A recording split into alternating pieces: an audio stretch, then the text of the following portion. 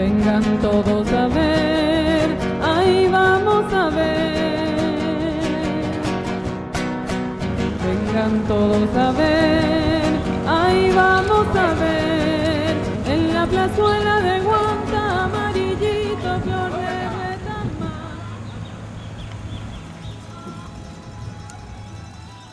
Y allá después de la guerra del Chaco está el levantamiento y la revolución febrerista. Militares que venían de la guerra del Chaco, viendo la sangría, el sufrimiento del pueblo, se levantan. Franco, el general Franco, intentando hacer una reforma agraria, el peso de la oligarquía era tremendo, duró menos de un año en el gobierno. Una revolución que se dio en el 36 que generó una suerte de gobierno popular, pero que tuvo poca duración, un año. Posteriormente los liberales recuperan el poder en base a gobiernos militares, donde en un accidente muere el referente del gobierno en ese momento, que era el mariscal Estigarribia. Hasta el 44, un accidente también se tejen muchas dudas y demás, si fue un accidente o no. El tema es que a partir de la muerte de este señor,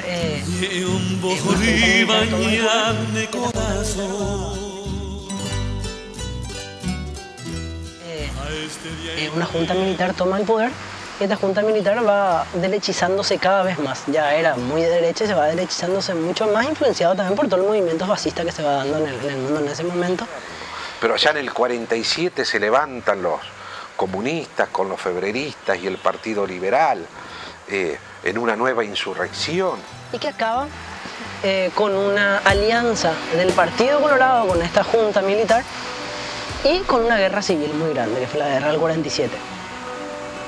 Una guerra que dividió el país y que enfrentó, digamos, a gran parte de las Fuerzas Armadas aliadas con el Partido Colorado, con otra parte importante aliada con el Partido Liberal y otros partidos de oposición, ya de izquierda en ese momento.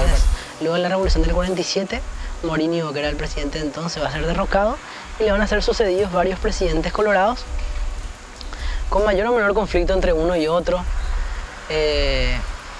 Se llega hasta una situación también de bastante crisis en el año 1954, donde Alfredo Stroessner lidera un golpe de Estado. Para nuestros pueblos,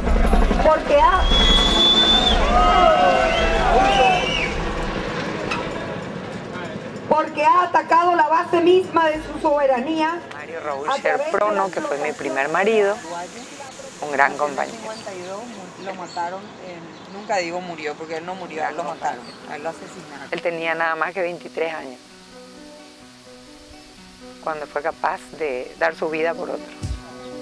Mario, con tu muerte venciste a tus torturadores, porque tus ideales fueron más firmes que la cobardía. A él lo matan en prisión durante la dictadura de Stroessner. Mi hijo nace en prisión. Hace 31 años yo era madre viuda, todavía no sabía que era viuda porque me habían ocultado hasta ese momento. Yo creí que Si Paraguay cumplía todos los parámetros de una dictadura militar, pero con las fortalezas de una fachada democrática. Pasa a ser un nombre en la prensa mundial cuando se descubren en Asunción los archivos del Plan Cóndor.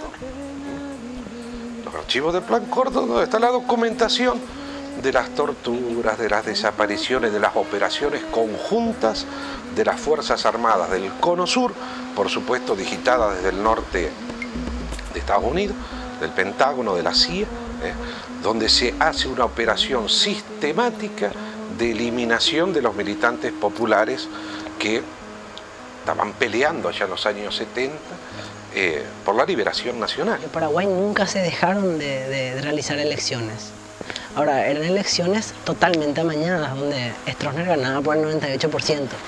Había todo un rito que antes de las elecciones iba una delegación acá al Palacio de Gobierno, aquí atrás, y le pedían a Stroessner que se volviera a candidatar, él lo pensaba, lo decidía nuevamente. Era toda una parsimonia, un circo.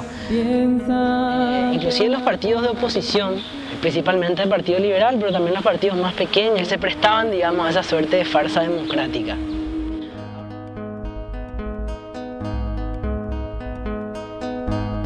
Paraguay estaba totalmente bajo gobierno militar. En Paraguay había represión, había desaparecidos, había persecución. Paraguay era sede de la Liga Mundial Anticomunista en el Cono Sur. Si Paraguay cumplía todos los parámetros de una dictadura militar, pero con las fortalezas de una fachada democrática. El policía que mata es tan bueno como el que tranza. El militar que tortura irá al cielo con el fiscal que lo ayuda. Entonces, ellos lo pensaron y actuaron quirúrgicamente. Un dato dentro de la población que sufrió esta acción represiva de los muertos. Las estadísticas son claras. Son claras, 50% son trabajadores, delegados de fábricas o de negocios o de empresas. Después hay un 30% que son estudiantes.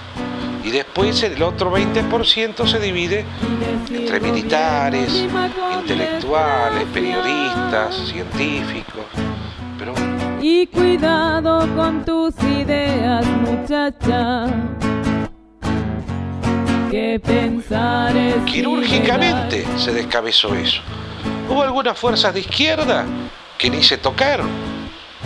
¿Por qué? Por distintas razones. Porque no tenían por ahí inserción popular, entonces lo dejamos. Entonces, esto en última instancia no nos molesta. Que sigan en sus cenáculos, en sus cafés, discutiendo a Marx, a Lenin, la revolución.